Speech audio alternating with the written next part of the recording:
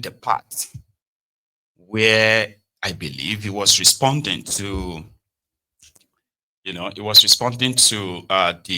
zoning announcement by the PDP, a faction of PDP, right? And Wike clearly said, that if PDP should dare bring back Peter Obi into their fold,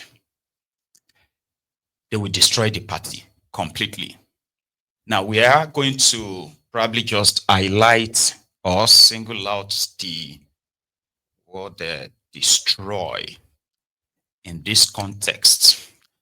And that is what will probably form the body of the conversation on that. And maybe if we have, we cross the line tonight, we may take calls because we couldn't take one this afternoon. Okay. So after reading the caption of the broadcast, read the description of the broadcast as well. Like it, hear it, invite your friends and your not so friendly friends, your frenemies, and tell them to join us tonight. So among other stories, Tifnumbu got caught in a lie. From yesterday, his own supposed aides, the court jesters, the team of propagandists, right? They put out something. It was meant to be a rebuttal of a discovery published by a Nigeria newspaper. I think it's called Daily Trust, right? Where they highlighted all of the announced contracts awarded by Tifnumbu across the country. So they had him in a jugular in that place. And rather than them come clean, they decided to spin it. That kind of made it, worse. We're going to touch that too. Also, tonight, earlier today, during our brunch time, we heard where El Rufaya, Kaduna Littlefinger, said the people of a southern Kaduna literally are more like inconsequential politically. He said they hated him simply because he won't fund the vacation medical trips of their leaders. And he closed that with the population of Christians in the entire Kaduna, right? They are less than 20%. Now, some of the people from the southern Kaduna, Christians and others from across Kaduna have started reacting to that. So there is a story like, a continuation on that tonight and possibly more afterward. So let me just call those ones the highlights. Once again, thank you for joining me. So let us start with the data of Wike. Just a quick reminder as well, backstory. Wike is upset simply because he felt betrayed by the PDP when it mattered most, when it was the time for the party to show a bit of, resolve and or kind of like clarity, so to say, to stand behind the southern Nigeria in producing the presidential candidate of the party in 2023. His entire permutation, including all the money he spent, he felt betrayed. In fact, he was betrayed. In his own way of fighting back, he instituted different kind of court cases against the party, not himself directly, but he's got his own friends, at least, left in the party.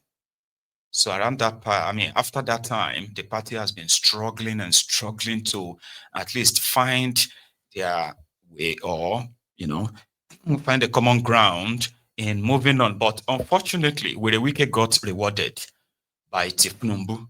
He was given the governor of Abuja. So with that, he had enough resources to further keep the party in comatose, sort of, just to exist for existence's sake. And he was blaming that on Atiku's ambition, in which the longer Atiku remained in the party to Wike, the longer the problem of the party will linger. Then Atiku left. Who would Wike fight now? Right? His own friend, supposed the co-travelers, his fellow key-string governors at the time, Solo Makinde Ibadan. And it is simply because somehow Wike believes that the pact he has with Tifnumbu also involves them too, because they were all together that felt agitated by the action of the PDP in 2023. So for Solo Makinde to be having a presidential ambition, that would be contrary, because he already assured Tifnumbu that they will do all within their power to at least go the direction that Wike is going. So Wike announced that he would be publicly, like, personally leading the Tifnumbu's re-elections campaign in Rivers State, a kind of a dog whistle. You get a dog whistle to say, wherever I go, my people will go, including his pals in PDP. So his own anti-party offense or thereabout, or anti-party adventure is not a secret. Wike had attempted to revoke the COO, certificate of occupancy, of his own political party's national headquarters. They were chased out of the building in his usual show of power.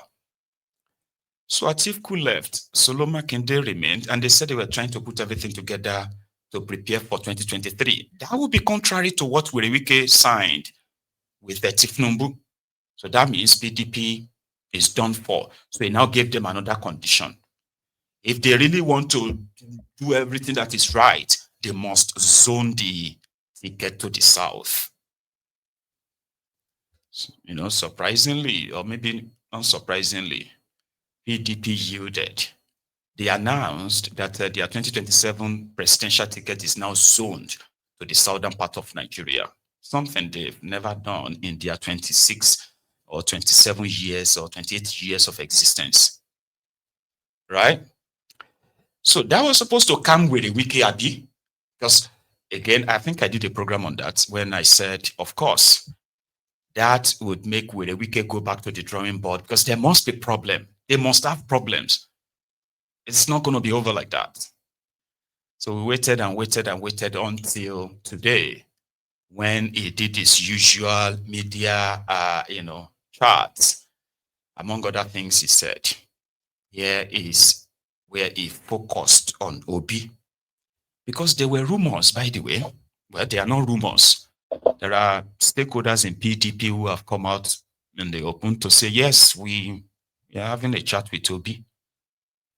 There are those who have also publicly come out to say, yes, we are having a conversation with Jonathan. So all of these are not secret, not like secret meetings and what have you. So now let's assume that with Wike's reaction and his own strong words possibly lays, kind of like a credibility on that information that indeed they are trying to bring Obi back to their party. So with Wike, Peter Obi doesn't want to do any groundwork. He would rather just go to where they are going to give him the ticket. He didn't have to fight for it and all that. So what about them that have been working for the party that have been all of that?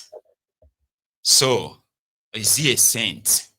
So if he's not going to do the dirty work, right, and expect others to do the dirty work for him, if PDP is going that path, it will destroy PDP. Now, again, back to the emphasis on destroy. Now, right now, right, is PDP not really destroyed? I mean, if maybe not totally, I mean, but what is the role of Wike in all of that, in ensuring that remains so? Because his role has been very much also well pronounced. And to him, it doesn't matter what they do. It doesn't matter whatever it is that they are, they can't. He said they would have to wait till 2031. That's what he said, among other things as well. So let's start from that. Consider that as the highlight so that at least you don't get too bored listening to his, But here is the part. If they bring Obi back to PDP, it will destroy the party. The PDP has now zoned the presidency to the south, chairmanship to the north. Is that a plus for you? Would you be running? Some other senior members of the party are even rooting for ex-president Jonathan to run or Peter Obi to return to the party. Where is your position here? I'm going to correct that. I want to ask you. Those who say Wike is wearing a mask, what are they wearing? You see, people, you see, Nigerians don't like those who are very blunt and who will tell you where they are. Right from day one, I did say with my colleagues, listen, PDP, you are shooting yourself. And if you allow what is going on to continue, you pay. And what did I say? Or what did we say? You cannot have the presidential candidate at the same time national chairman of the party. It is better now you have stolen the presidential ticket. They stole it. And again, stole the national chairman. I said it will purge you. And it really purged them. And I have no regret for it. Now you say I have appeared in this forum before. And I said, listen, you have to, the presidency must go back to the south for them to be able to complete their 8 years. I never hid it. I said it. And people were making noise, at the end of the day, what has happened? Now they realize that yes, it's true. We cannot take president and take chairman. Now you have given yourself national chairman. Let the president go to the south. Why not be that as used to be? Why not be that arrogant to say nothing will happen? No, they realize that something will happen. It happened in 2033. Even this one you have done now. So what? Bringing Obi to where? Bring Obi to where? You want to kill the party the ball? You allow. Obi that, I mean, you see, if somebody don't have character, Obi that was abusing the party, that the party is rotten, is this. So the party is good enough for you to come and run for, these people, ambition can make you even go to Satan's house. Minister, don't excuse me. Don't rush. You ask questions.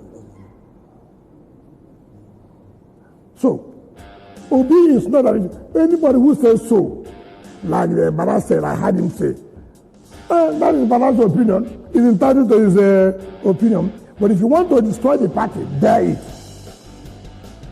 If you want to destroy this party, dare to bring it. Let him even Obi come. There's nowhere he will go because of ambition. Can't we be principled? Because you are looking for president. Anybody that if he has not available, this doesn't cost me, this doesn't cost me. So no more ideology, no longer principle. Very Wike. To him, Peter Obi that called them group of criminals, the people that destroyed Nigeria. So he's going to come back here now. He's going to come back here, So yeah, that leaves a lot of a question though. If indeed Peter Obi goes back to them or wherever he goes. But somehow there are others who are somehow pitching with a Wike's response to that, or the way he responded to that question, to what some suspected to be the level of confusion in Tinubu's camp. But let me explain. These are not my thoughts. Okay, these are thoughts of people that have kind of picked up, conversing on the matter, right?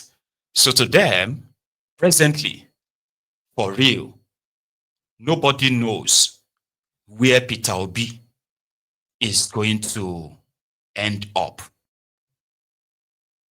And by the look of things, it seems that is by design. It is not coincidence. Do you get what I mean? So they were able to read all of the parties. I mean, some of them where they have their own inner control and influence and all that. But from what El Rufaya said, and Obi himself, right, where they have been given the freedom or something to still remain wherever they are and continue, right, to do whatever they are doing by the coalition or by their coalition. So some are saying that probably the likes of Wike sounding this note of warning, left, right, and center. If you remember, for like 2 straight weeks, Wike appeared on different media. After calling media chat, he appeared on TV like about 6 or 7 times in 2 weeks, talking about this coalition, talking about Amici and the rest of that. But lately, everything seems to have subsided enough that they are not so sure what these guys are up to. Or maybe that is just, some naive observation. But you can't pretty much like wish it away, like just like that. Because Wike is obviously working for Tinubu.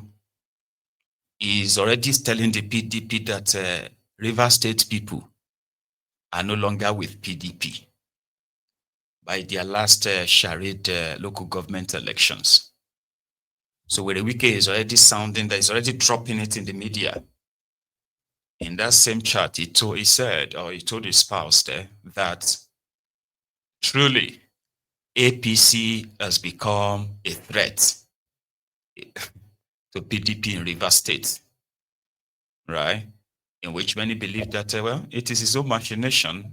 Whatever it is that they are plotting is obviously in the interest of Tinubu. Now, if you are doing all of this openly, and nobody can even like take him up on it, we just say, wait. Listen. Hey, sir. It would deflect, blame somebody and point fingers. So if somebody like that is now telling it's a supposed party that let them dare it, you get what I mean? Isn't that more or less like ironical, like unbelievable, right? Where it is how they run their politics there. You just can't see most of it like logic or have you there in it, right? However, PDP themselves are also deceiving their supposed people too. You see this open division. They are not mere political, what do you call it? A political brick battle. This is what you call systemic state capture, where in the political front, the entire political space has become so compromised by the agent of the ruling party, using the instrument of the state to compromise them, keep them unable, right, to stand an election per se.